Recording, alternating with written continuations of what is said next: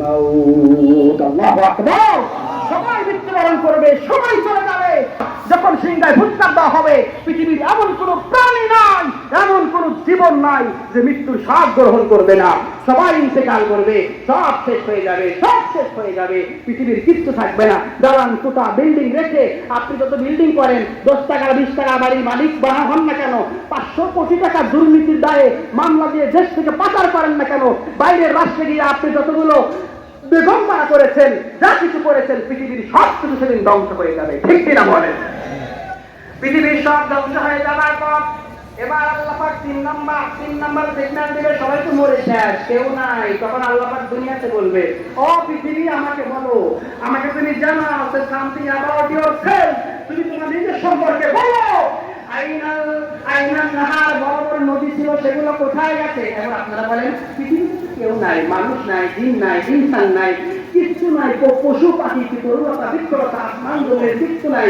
আল্লাহ তো প্রশ্ন করে, প্রশ্নের কি উত্তর দেওয়ার মতো কেউ আছে? জোরে বলেন আছে? আমি কিন্তু আগের কথা বলতেছি, কারণ এখন 19, আমার বয়স আছে আর মাত্র 4। আল্লাহ সুবহানাহু ওয়া তাআলা দ্বিতীয়বার আবার বলবেন, ও পৃথিবী বলো, আইনা সাজা গাছগুলো কোথায়? সেই গাছগুলো অহংকার করতা, বড় বড় গাছগুলো আজকে কোথায় আছো? আল্লাহ পাক বলবে, আইনা জামালা, বড় বাচ্চাদের শাসকরা কোথায়? সেই শাসকগুলো আইনা তৈরি করে অবৈধভাবে ওলামায়ে কেরামকে জেলের মধ্যে ঢুকিয়েছো। সেই শাসকেরা পৃথিবীর মধ্যে নির্মমভাবে র্যাব দিয়ে পুলিশদেরকে হত্যা করেছো। বিহারের মধ্যে 2013 মার্চের মধ্যে পাপের 77 মধ্যে হাজার হাজার ওলামায়ে কেরামকে ধ্বংসলীলায় পরিণত করেছো। আজ পর্যন্ত ওলামায়ে কেরামের মধ্যে মামলা দিয়ে, মিথ্যা মামলা দিয়ে জেলের আসামি করে দুনিয়া জমিয়ে কষ্ট করিয়েছো, মাথা করিয়েছো, বাধা করিয়েছো, প্রত্যেকটা সন্তানকে বাবার ফুলকারি করে দিয়েছো। আজকে তোমরা কখনোই আছো, আজকে দাঁড়িয়ে যাও, সেদিন পৃথিবী থেকে কোনো নিস্তব্ধ হবে না। আল্লাহ পাক বলবেন, লিবানিল মুলকুল ইয়াউম, বলো আজকে এই রাজত্বের মালিককে। তখন পৃথিবীর কোনো জবাব করে না, আল্লাহ নিজে নিজে বলবে, লিল্লাহি ওয়াহিদিল কাহ্হার।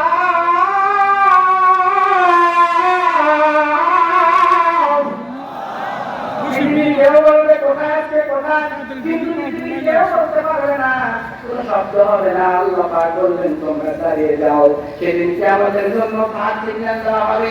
কিয়ামতের ময়দানে যখন থার্ড সিগন্যাল দেওয়া হবে, এবার মানুষগুলো দাঁড়িয়ে যাবে। আমি সংকেত করছি, ভাই যখন দাঁড়িয়ে যাবে, মানুষের জবানটা বন্ধ হয়ে যাবে।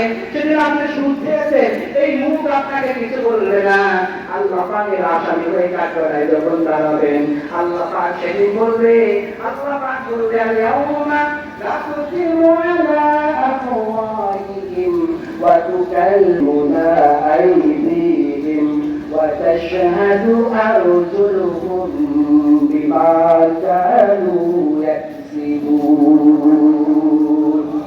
সেদিন আপনার জবান বন্ধ হয়ে যাবে। যে হাত দিয়ে ওলামায়ে কেরামকে ফাঁসি দিয়েছো, অবৈধ মামলা দিয়ে সেই হাত সেদিন কথা বলবে। জিনা করেছো, পায়ে হেঁটে গিয়েছো, পা সেদিন কথা বলবে।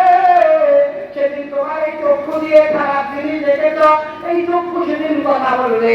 সবগুলা অঙ্গ প্রত্যঙ্গ সেদিন কথা বলবে।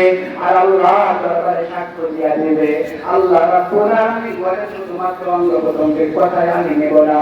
আল্লাহ সেদিন বলবেন, কিরামান কাতিবিনা ইয়ালামুনা মা তাফআলুন।